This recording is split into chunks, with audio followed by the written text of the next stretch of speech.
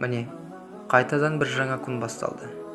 Біз қайтадан күйбең тіршіліктің, күнделікті мәселелердің, даулардың, реніштердің және жаңа шыққан күн өзімен ала келген барлық нәрсенің тұтқынына айналамыз. Адамдар жосқынына ілесіп, аман қалу жарысына қатысып кеткенімізді өзімізде байқамай қаламыз. Айнадағы әп-әйбат түрімізге қарай салып, жұмысқа не болмаса кезекті кездесуге жүгіре жөнелеміз. Ал шашымызды жөндеп, не болмаса егіміз дұрыс қырылды ма, жоқ па, немесе Алла тағаланың бізге берген көркем бейнесіне тамсана қарау мақсатында айнадағы өз бейнемізге қарамағалы көп болды ма?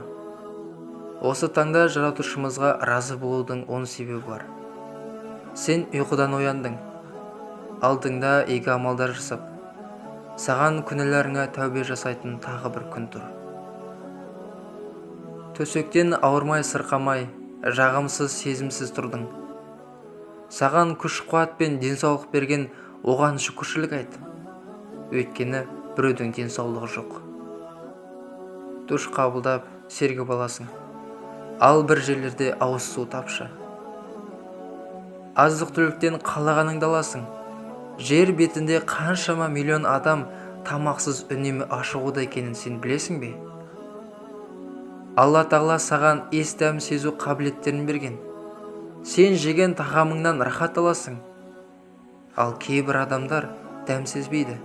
Олардың тамақтануы формальды түрде жеу ғана.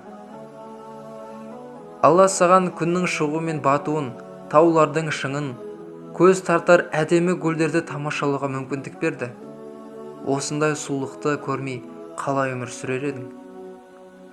Құстардың сайрап салған әнін, теңіз толқынының шуылын, жаңбырдың тамшылап жауғанын сен ести аласың.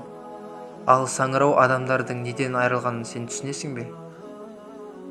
Сен ұлыңның сыңғырлап күлгеніне қуанасың. Қызыңның жұмсақ шашын сипайсың. Бірақ Алла тағала кейбір адамдарға Алла тағала өз балаларын бағып қағу бақытынан айырған. Жұмыс күннен кейін сен тәтті ұйқыға кетесің. Ал басына қиын қыстау күн туған әлдекім мүлкін жоғалтып алудан қорқып, әрі шешімі табылмаған мәселелерден басы қатып, тіпті 1 минутта тыныш ұйықтай алмайды. Жаратушы саған оған разы болу, оны дәріптеу, мадақтау бақытын берген. Ал басқа біреу болса, Алла тағаланың бар екенін, қиямет күнгі болар сұрақтың бар екенін біле тұра, оны бұл фәни дүние қамы жаратушы жалғыз Алланы еске алудан алыстатқан.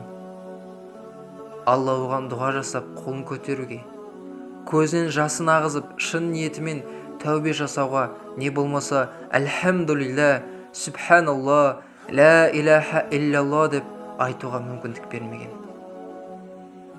Ал ертең, егер Алла қаласа, бізді тағы да бір күн күтетін болады.